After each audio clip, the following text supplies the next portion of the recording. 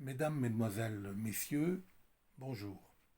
Je suis ravi d'être face à vous aujourd'hui car j'ai un rituel excessivement important à vous communiquer. C'est un rituel qui va nettoyer beaucoup de vos problèmes.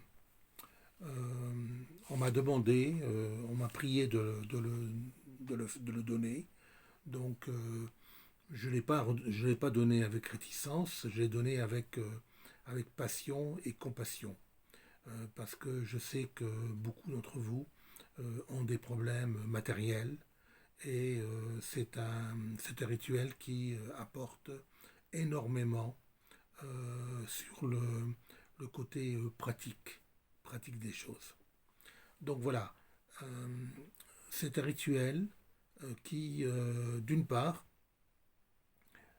nettoie tout ce qui concerne les maladies. Je parle de maladies relativement graves, comme les insuffisances rénales, insuffisance hépatique, insuffisance pulmonaire, cardiaque, etc. Bien sûr, si vous avez une grippe ou une appendicite, vous n'allez pas utiliser ce rituel. Vous allez vous faire opérer pour l'appendicite et pour la grippe, vous allez vous alité. Euh, c'est un rituel qui est excessivement puissant. Je vous le dis, au bout de quelques mois, lorsque vous le faites au bout de quelques mois, vous avez des choses très importantes qui se passent dans votre vie. D'ailleurs, le premier niveau, il y a 5 niveaux dans ce rituel. Le premier niveau est déjà un niveau très important. Et lorsque vous le faites sur plusieurs mois, vous avez déjà une transformation de votre vie, mais une transformation importante. Et quand je dis importante, je pèse mes mots. Je pèse mes mots. Donc, nettoie vos maladies. Également les maladies plus importantes. Euh, Maintenant, c'est un rituel qui, également, efface vos peurs, conscientes, inconscientes, vos, euh, votre, la haine que vous pouvez avoir, la haine que vous pouvez avoir vis-à-vis d'une personne de votre entourage ou de votre famille, ou envers quelqu'un qui est éloigné, ou envers une nation, envers une institution, etc. C'est un rituel également qui efface les phobies. Vous savez ce que c'est les phobies? Depuis Freud, on sait que les phobies sont dues au traumatisme de la naissance d'abord. C'est la séparation d'avec le corps de la mère. Elles sont ensuite, ces phobies sont colorées par la crainte de la castration à l'âge oedipien, que ce soit pour le garçon et pour la fille. C'est pareil. Hein. Et elles sont ensuite super colorées par la peur du surmoi, la peur du surmoi des parents ou du surmoi des maîtres. Voilà. Donc les phobies sont des peurs qui surviennent dans des circonstances diverses. La psychanalyse en enregistre 3 grands groupes. Je vous dis ça rapidement, hein, très très rapidement. Le premier groupe sont les névroses d'angoisse. Les névroses d'angoisse apparaissent lorsque survient un événement accidentel qui est pour certaines personnes le présage d'un malheur qui va arriver. D'un malheur. Les autres, ce sont les angoisses sans appel. Autrement dit, la peur des serpents, la peur des araignées, la claustrophobie, l'agoraphobie, la peur du vide, la peur de la hauteur, etc. Et enfin, les hystéries d'angoisse ou les angoisses névrotiques, ce sont les angoisses que, qui surviennent lorsque, lorsque, par exemple, on est dans une pièce et qu'il passe une souris. Hein, c'est une angoisse névrotique. C'est une hystérie d'angoisse. On a peur de la souris. Hein. On ne sait pas pourquoi, mais on a peur de la souris. Ou lorsqu'un chat vient vous frôler, vous n'avez pas vu le chat vient vous frôler le pantalon. Vous avez Dans la présence d'esprit, vous croyez à un rat ou quelque chose d'autre, hein, qui vient vous toucher. Donc voilà. C'est un rituel également, donc je passe les phobies. C'est un rituel qui également euh, élimine tous les problèmes d'envoûtement, de possession, toutes les œuvres des mages noirs, des mages des mages africains, des mages haïtiens, des mages noirs européens, etc. Donc c'est un rituel excessivement puissant. Et enfin, c'est un rituel qui vous apporte des richesses matérielles, énormément de richesses matérielles. Euh, Si vous le demandez, bien sûr, si vous en avez besoin, et des richesses spirituelles comme l'illumination.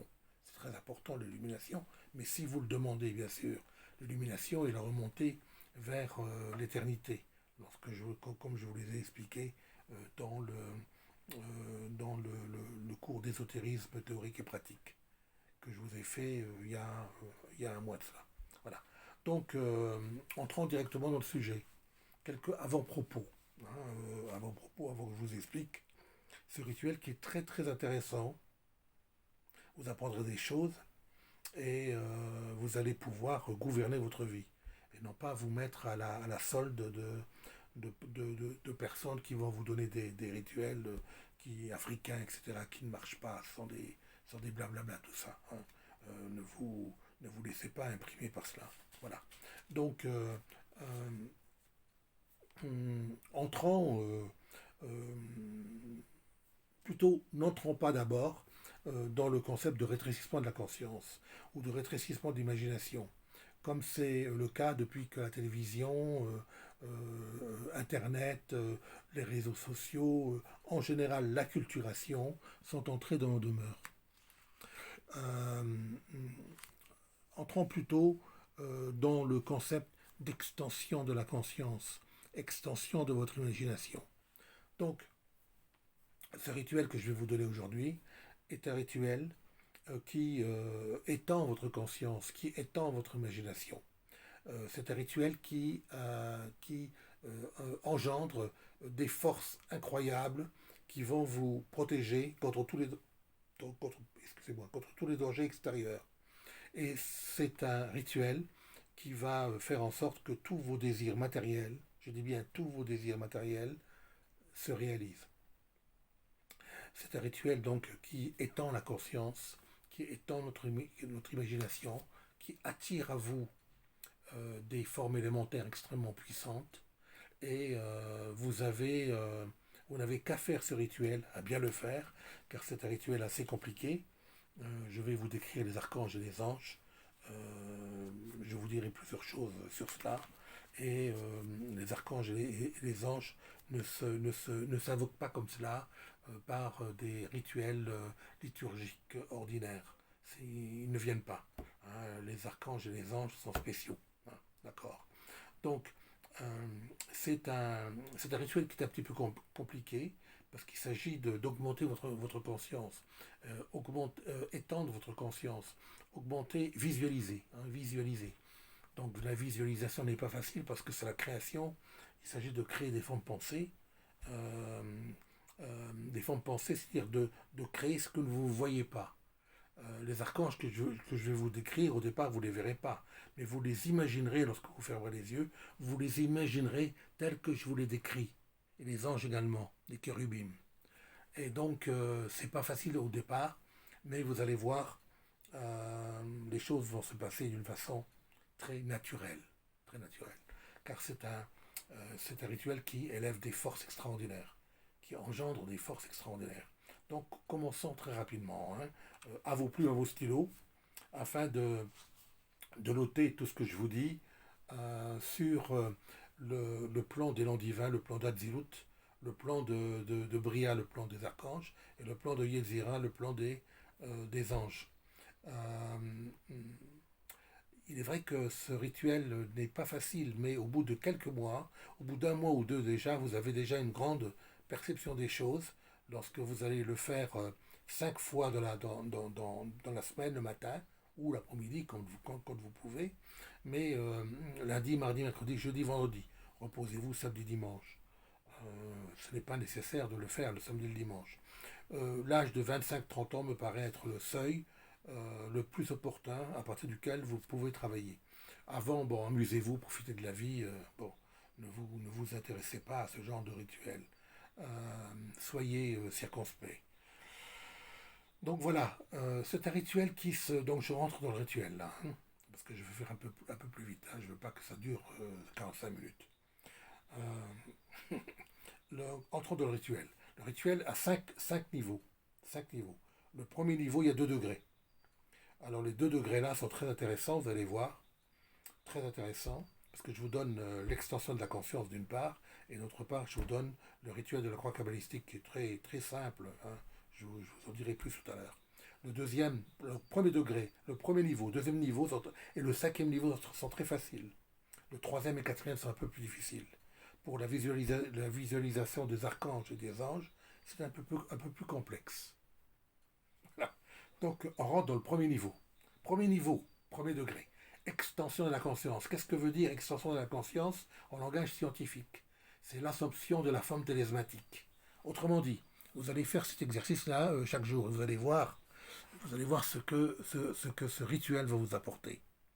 Croyez-moi, vous allez me laisser des messages envoûtants sur des commentaires, parce que je ne reçois pas beaucoup de commentaires. J'en ai pratiquement pas reçu hein, depuis que je fais ce genre de rituel. Mais là, je crois qu'avec avec ce rituel, vous allez me laisser des commentaires vraiment très intéressants pour moi. Et pour savoir si ce que je vous ai donné, euh, ça prend forme. Il faut que ça prenne forme en vous, hein. Voilà. Donc, d'abord, premier niveau, pour extension de la conscience. Alors, vous êtes assis dans votre fauteuil, comme moi je suis assis là, derrière mon bureau, et vous vous représentez les pieds bien ancrés sur la terre, c'est-à-dire bien posés au sol. Vous êtes debout. Vous êtes assis, mais vous vous représentez debout. Les pieds bien au sol, bien ancrés au sol, debout. Tout à coup, votre corps commence à grandir, à grandir, à grandir. Votre tête grandit, grandit et touche le plafond. Vous transpercez le plafond. Vous arrivez dans les terres, dans l'atmosphère. Vous arrivez vous arrivez au niveau des nuages. Au niveau des nuages, vous regardez le sol et que voyez-vous? Vous voyez vos pieds qui sont minuscules. Les habitations et les véhicules qui se déplacent, les gens qui déambulent pour régler leurs problèmes, sont minuscules. Mais vous ne contentez pas de ça, vous continuez. Vous arrivez à la Lune, votre tête et votre corps grandit, grandit, grandit, vous arrivez à la Lune. À la Lune, vous continuez encore, vous continuez, vous arrivez à Mars. Vous passez la barrière des astéroïdes. Vous arrivez à Jupiter. À Jupiter, vous voyez même la grande tache rouge qui a été décelée il y a 400 ans par Galileo Galilei en 1610.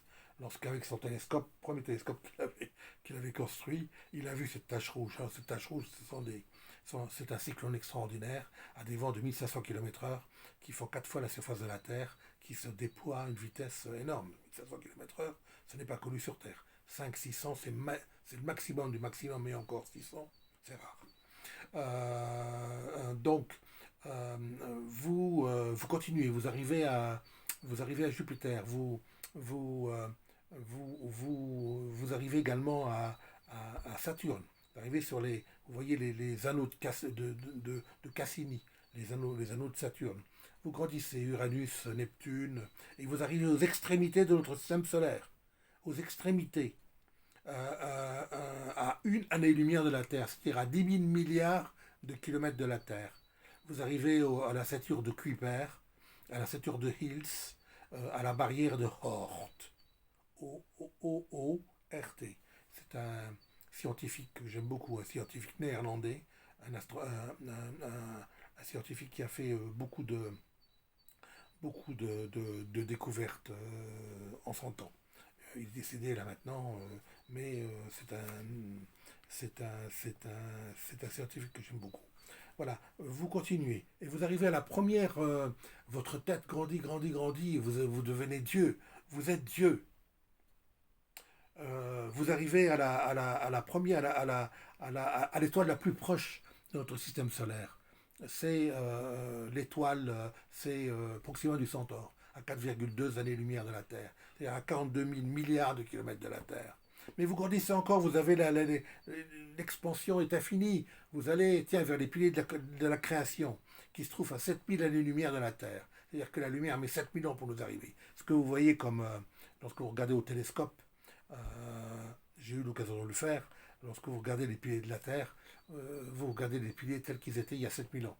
Mais vous grandissez encore, vous traversez toute la galaxie qui fait 100 000 années-lumière de la Terre, 100 000 années-lumière, et vous arrivez au grand nuage de Magellan, qui se trouve à 170 000 années-lumière de la Terre.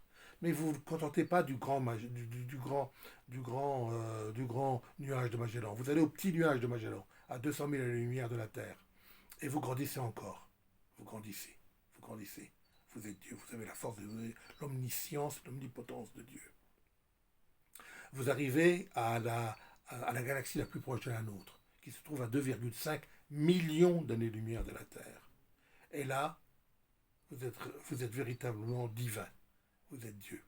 Et vous revenez en une seconde, par la pensée, vous revenez à votre position initiale.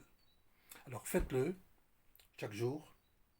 Faites-le chaque jour, 5 jours de la semaine, et vous allez voir au bout de quelques mois. Vous allez voir au bout de quelques mois comment les positions vont changer dans votre vie. Comment les choses vont changer dans votre vie. Vous allez véritablement avoir une force extraordinaire en vous. Une force hors norme. Hors norme. Je continue. Le deuxième degré du premier niveau, c'est quoi? C'est le signe de la croix kabbalistique. C'est une croix que les kabbalistes ont inventée pour éloigner les cliflos, c'est-à-dire les énergies amphériques.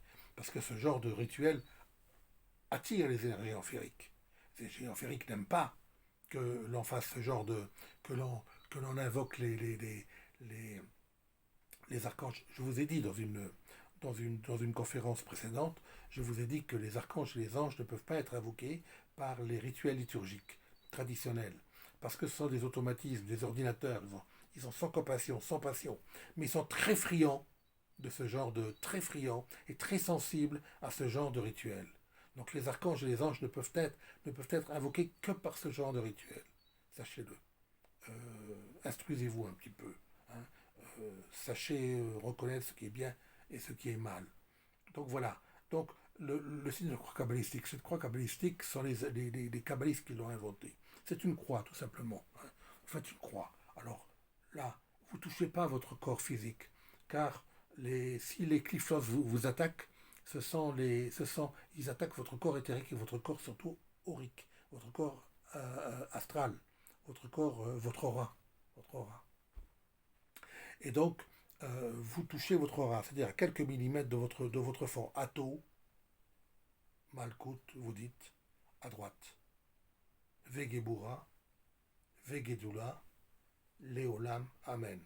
Alors, ce qui veut dire Ato à toi, Malkout, Malquth, à toi le royaume, Vegebura, V-E, autre mot détaché, Gebura, G-E-B-U-R-A-H,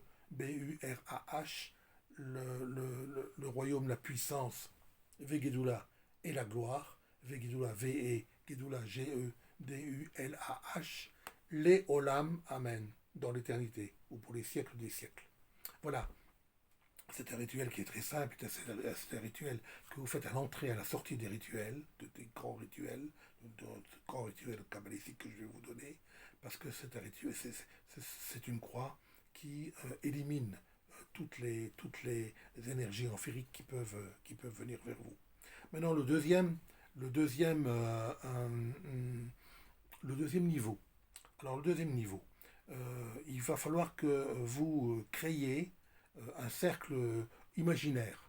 Un cercle imaginaire. Alors, sachez où est votre est. Hein. Sur votre droite sera votre sud, sur votre gauche sera votre nord, et derrière vous sera l'ouest. Mais il faut que vous sachiez où est votre sud, où est votre est. Donc, vous créez un cercle imaginaire, et vous êtes au centre du cercle. Vous allez vers l'est. Et vers l'est, vous créez ce qu'on appelle un pentagramme. Vous allez créer dans votre dans l'espace, dans l'éther, vous allez créer un pentagramme. Donc gauche, sommet, gauche. Je fais ça parce que pour que vous voyez mes deux doigts, l'index et le majeur.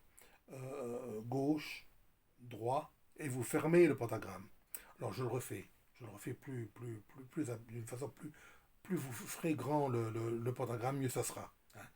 Voilà, vous faites grandir le pentagramme, vous agrandissez le pentagramme, et au centre de ce pentagramme, avec les deux doigts, vous dites Yod He Vaf E. Yod E Vaf E. Yod Y-O-D et H-E-V-A-V Vav et H-E. Ce sont quatre pouces qui sont séparés. C'est le tétragrammaton. C'est le nom imprononçable de Dieu. Si vous saviez le prononcer correctement, vous attireriez toutes les forces positives de l'univers vers vous. Donc c'est un rituel qui est très très très très très important. Alors donc lorsque vous êtes au centre de votre de ce pentagramme avec avec vos deux doigts, vous faites un quart de cercle et vous allez au sud. Alors, euh, vos deux doigts tracent une ligne électrique bleutée. C'est l'électricité bleutée. Et au sud, vous refaites le pentagramme et au centre, vous dites Adonai. Adonai. A-D-O-N-A-I tréma. Vous allez à l'ouest. Qu'est-ce que vous faites à l'ouest? Vous toujours avec le trait lumineux. Hein, et vous faites également, vous créez le pentagramme et vous dites Eye E-H E-I-E-H. Vous allez à nouveau, alors vous continuez avec votre trait lumineux. Vous arrivez au nord, vous faites le pentagramme et vous dites Agla. Alors Agla c'est un otarikos, c'est-à-dire un diminutif, qui veut dire Ato, Gibor Leolam Adonai, à toi Seigneur, la force dans l'éternité. Et vous allez à l'est, car il faut fermer le cercle. Il ne faut pas que le cercle reste ouvert. Vous fermez le cercle. Et à l'est, bien sûr, vous faites pas le pentagramme, pas que vous l'avez déjà fait. Voilà. Donc le deuxième niveau est terminé. Nous passons au troisième niveau, si vous permettez. Voilà. Le troisième niveau, c'est un peu plus difficile, c'est la visualisation des archanges. Alors, dans votre cercle imaginaire, vous êtes au centre de votre cercle, vous regardez l'est, vous n'allez pas bouger, vous allez rester immobile pendant tout le rituel. Troisième et quatrième niveau, vous restez immobile. Immobile. Vous regardez vers l'est. Vers l'est se trouve l'archange Raphaël. Alors, vous allez noter maintenant tout ce que je vous dis au niveau des archanges et des anges. Car c'est là que se trouve la force de ce rituel. La force de ce rituel se trouve dans la description. Plus vous aurez la description, plus vous aurez la possibilité de vous imaginer ces archanges tels que je vous les ai décrits et de les visualiser au bout d'un moment. C'est-à-dire visualiser, c'est quoi? C'est voir ce qu'on ne voit pas. Autrement dit, lorsque vous fermez les yeux, vous ne les voyez pas. Mais à force de le faire constamment, vous allez voir non pas les archanges qui apparaissent dans votre vie, hein. Non, pas jusque-là, mais dans votre imaginaire. Ils vont être gravés dans votre imaginaire. Même quand vous dormirez, vous aurez les archanges qui seront dans votre imaginaire et dans votre inconscient.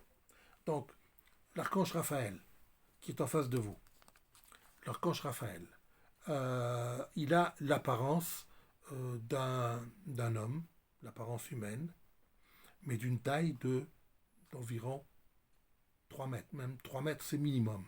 Minimum 3 mètres. Il a une aura excessivement éblouissante, une aura violette, ce qui montre sa grande force spirituelle. Il a une robe tissée d'or. Sa robe est tissée d'or. Sur son front, il porte un immense diamant qui jette des éclats. Son regard est insoutenable. Vous ne pouvez pas le regarder. Il est insoutenable. Il a une force hors norme. Et il porte dans ses mains, il porte un sceptre qui lance des mille feux. C'est le mille éclairs. C'est l'archange de l'air. Donc il flotte dans l'air, il flotte dans les nuages, avec deux grandes ailes bleutées derrière lui. Bleutées, c'est-à-dire couleur bleue, deux ailes. Et ne dit-on pas que c'est son nom kabbalistique, ésotérique, magique, signifie guérison de Dieu. Donc c'est véritablement l'archange que vous devez invoquer lorsque vous êtes dans la misère ou lorsque vous êtes dans la peine, dans la souffrance, lorsque vous avez une maladie qui est venue s'accrocher à vous. Parce que les maladies, il y en a des milliers et des milliers et des milliers qui est venu s'accrocher à vous. Donc, soyez confiants, soyez confiants. Derrière vous, vous avez l'archange Gabriel. Alors, l'archange Gabriel, son nom ésotérique magique est force de Dieu. Force de Dieu. Il porte une robe en soie, couleur bleue. Couleur bleue. Et il porte dans sa main une coupe de cristal.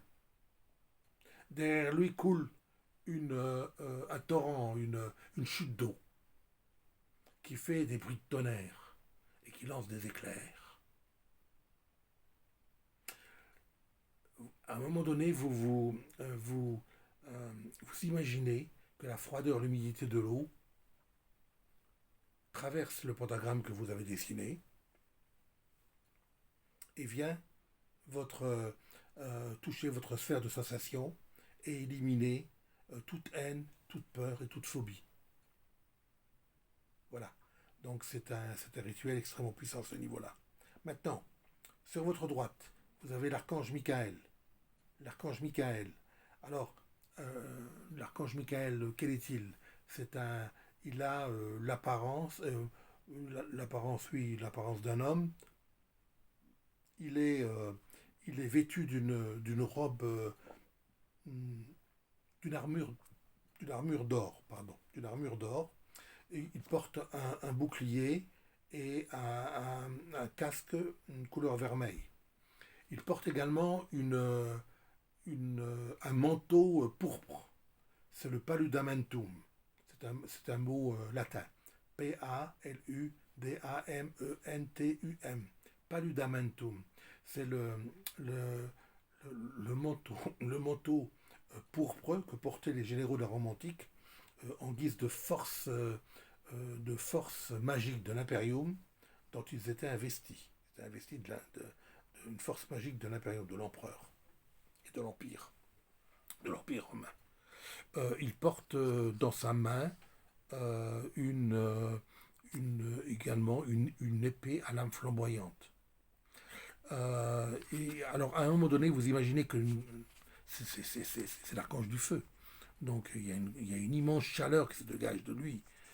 La chaleur traverse le pentagramme que vous avez dessiné et vient annihiler tous les envoûtements, les possessions, les travaux des mages africains, des mages, peu importe, qu'on vous ait fait quelque chose dans votre vie, vous allez l'annihiler complètement ad vitam aeternam.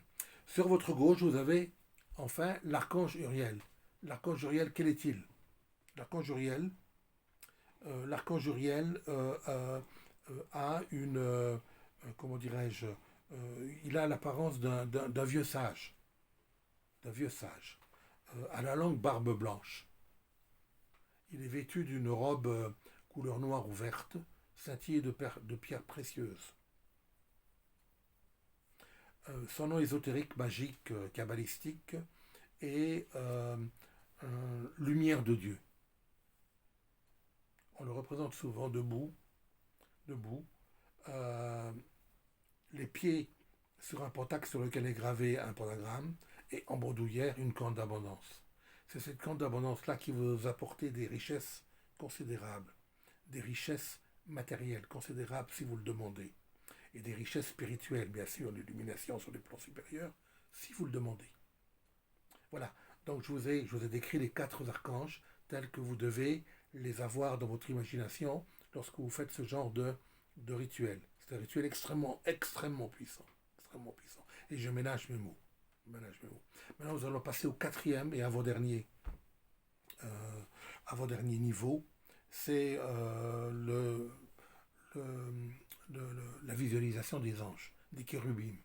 Alors, vous savez que les Égyptiens, les égyptologues, n'étaient pas des imbéciles et qu'ils mettaient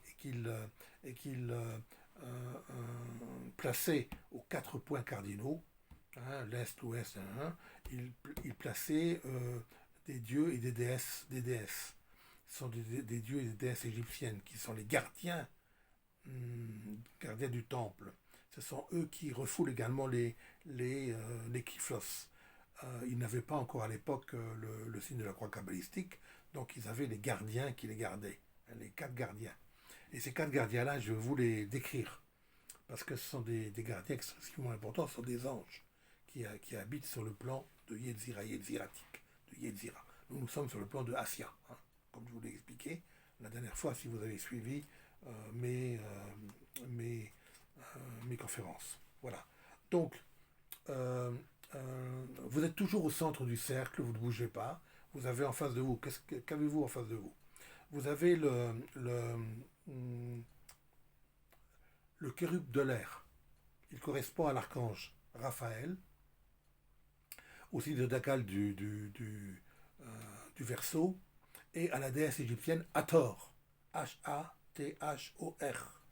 Alors à quoi cette déesse égyptienne ressemble-t-elle? Elle ressemble à une jeune fille, à une belle jeune fille. Les mains et le visage sont en or translucide. Elle porte sur sa tête, une couronne égyptienne, une atef, A-T-E-F, c'est-à-dire un disque solaire rouge, écarlate, surmonté de 2 cornes noires, elle-même surplombée par 2 plumes bleutées. Sous la couronne égyptienne, sous la tef, elle porte une chevelure égyptienne, une chevelure noire, une némis égyptienne, némis couleur noire. Autour du cou, elle porte un collier à 3 rangées de perles de verre, V-E-2-R-E-R-E-S. C'est du verre, mais couleur bleu, rouge et bleu. Bleu, une rangée est bleue, l'autre rangée est rouge, l'autre rangée est bleue. Enfin, elle porte à la main, elle est vêtue d'un pagne ou d'une robe couleur orange avec des bandes sur le côté bleu et rouge. À sa main gauche, elle porte une anque, A-N-K-H, c'est-à-dire une croix de vie. Et à sa main droite, elle porte une baguette bleue, surmontée par une fleur de lotus verte. Enfin, elle a 2 grandes ailes déployées derrière elle, 2 ailes bleutées. Passons maintenant à l'autre sud, au, au chérub du sud, au chérub de l'ouest, pardon. Je suis distrait. Chérub de l'ouest. Donc, l'ouest. Qu'y a-t-il à l'ouest? Alors, il y a le chérub de l'eau. Correspond à quoi? À l'archange Gabriel, au signe zodiacal du scorpion, et au dieu égyptien Tumutmu. Alors Tumutmu, c'est dû un petit peu aux explications un petit peu farfelues qu'a donné Graziani au XVIIIe siècle, l'archéologue, il est grand archéologue, très grand archéologue égyptien, qui étudiait les stèles à Thèbes, les stèles, mais sur lesquelles étaient inscrits des hiéroglyphes un petit peu difficiles un peu détériorés, même beaucoup détériorés. Donc il y a beaucoup de balles pour traduire Tumutmu. Donc c'est dieu égyptien Tumutmu. Voilà. Tum, T-U-M, Tmu, T-M-U. Voilà. Donc c'est un petit peu marrant, quoi. Bon, ce Graziani, il aurait pu quand même nous donner des choses plus intéressantes. Donc, euh, alors, à quoi ressemble, oui, à quoi ressemble ce dieu Toumutmou? À un homme à tête d'aigle, surmonté par un disque solaire qui enroule, auquel, autour duquel s'enroule un serpent. Il porte une némise bleue, une coiffure égyptienne bleue, rayée de bandes rouges. Il porte une robe de couleur glauque, bleu verdâtre. Euh, ses, Son cou et ses poignets sont ornés d'un collier et de bracelets couleur orange. Et il porte deux ailes rayées de plumes euh, vertes et orange. C'est ça. Non, bleu et orange, pardon. Excusez-moi. Bleu et orange. Maintenant, à votre droite, vous avez le chérub de l'eau. Je fais vite pour terminer parce que je suis dû à 36 minutes. Le chérub de l'eau.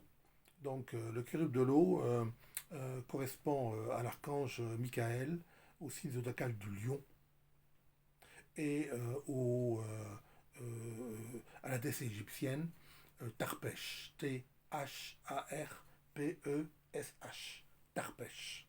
À quoi ressemble cette Tarpesh, cette déesse égyptienne Tarpesh? À une femme à tête de taureau.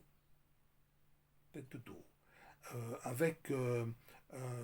Oui, non, à tête de lion, pardon. Tête de lion, excusez-moi, tête de lion. Elle porte une hémisse rouge à bande verte. Hémisse rouge à bande verte. Et une robe euh, rouge écarlate. Rouge écarlate. Euh, son collier est orné de rubis, de diamants et de cornaline. Et elle porte deux ailes qui sont ornées de plumes bleues et vertes. De plumes rouges et vertes, pardon. De plumes rouges et vertes. Sur votre gauche, enfin, j'arrive, bon, je suis un peu fatigué là. Sur votre gauche, vous avez l'ange, le chérub de la terre. Alors, le chérub de la terre correspond à l'archange Uriel, au signe zodiacal du taureau et euh, au, au, au- au dieu égyptien Apshi. A-H-A-P-S-H-I. Apshi. Les doigts Gracian et tous ces noms de déesses et de dieux des quatre points cardinaux. C'est un grand archéologue, égyptologue du XVIIIe siècle, italien, très grand, grand amateur de femmes également. Bon, ok, je ne rentre pas dans les détails. C'est un hapshi là. À quoi ressemble-t-il? Il ressemble à un homme à tête de taureau, bien sûr, tête de taureau, avec deux cornes, deux cornes qui encadrent qui encadrent un disque solaire euh, rouge orangé. Sa peau est noire, Hapshi est noir, et il porte un pagne vert. Et il porte deux ailes derrière lui, qui sont des ailes striées de plumes rouges, vert et blanc. Rouge, verte et blanc. Donc du rouge, du vert et du blanc. Voilà. Donc enfin, vous sortez de ces rituels-là, vous restez dans ces rituels-là et vous dites, autour de moi brûlent les quatre pentagrammes, au-dessus de moi flamboie l'hexagramme, au-dessus de moi, mais en dessous de moi aussi, hein. Ok? Au-dessus et en dessous. Flamboie l'hexagramme. Et vous passez au cinquième niveau. Le cinquième niveau est facile, je vous l'ai dit, c'est le signe de la croix kabbalistique. Ato, Malkut, Vegebura, Vegedula, Leolam, Amen. Et le rituel est terminé. Vous ne demandez rien, vous recevrez tout. Vous pouvez demander au bout de 5 6 mois, vous pouvez demander, par exemple, je veux des richesses, je veux acquérir des richesses matérielles, je veux que ma peur, etc., un truc, je veux que ma phobie disparaisse, je veux que ma maladie disparaisse, etc. Vous pouvez également agir pour le bien des autres, pour le bien de vos amis. Si vous avez des amis qui sont dans la peine, que vous aimez beaucoup, etc., vous pouvez les aider. Donc c'est un rituel excessivement puissant que je vous ai donné là, 40 minutes et 18 secondes. Donc je pense que je suis arrivé à la fin. Je vous dis bon courage, et je vous donnerai un rituel plus tard, un rituel pour vos désagréments, désenchantements amoureux, pour que vous attiriez à vous des forces magiques excessivement importantes qui augmentent votre potence à tous les niveaux. Votre potence au niveau du parler, au niveau de la gesticulation, au niveau de la force magique, au niveau du lit, etc., de la couche, etc., etc. Je vous en dirai plus tard. J'ai terminé pour aujourd'hui. Au revoir et bonne chance. Merci.